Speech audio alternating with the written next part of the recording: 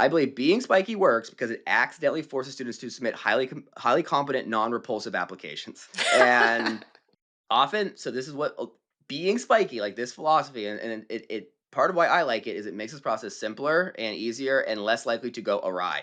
Mhm. Because, well, I just, listening at home, I just broke down like what this girl's interests were and what her essays were about. And I think that's a pretty strong application. I don't know. I think like Right. it solved like if you are reading these applications, this girl seems pretty likable. She likes origami math, and it makes sense. And it's not like, oh, she's spiky. Like that's what we're looking for. It's more they're like, oh, okay, this girl's really into math, and that's fun. Mhm. So if you are a student who has a lot of interest in one academic subject, I do encourage you to be spiky because often the hardest part of an application is knowing what to focus on and what to highlight. And that's a problem I Right. find.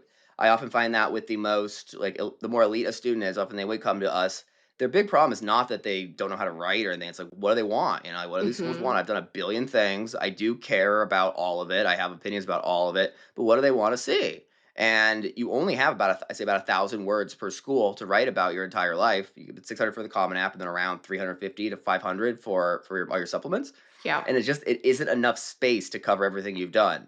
So what do you write about? It's like, well, you may as well be efficient. And I use a term like slice of life, I guess, is that like you break down what you have done and you kind of segment it into a really focused slice, which happens to be entirely based around the major you're applying for. It's like, well, how does Mhm. I look at the application, it's like, they're applying math, like you've done the most math stuff. You've also done debate and science and whatever, but like we don't have space for that. So like let's Right. just write about the math stuff you've done and we'll focus on that. And I find that to be very helpful for students. They go, "Oh yeah, that makes sense." And then we're off. We're just writing about math. And generally it's not a big fight because obviously they do like math. They want to do it in college. They're into it.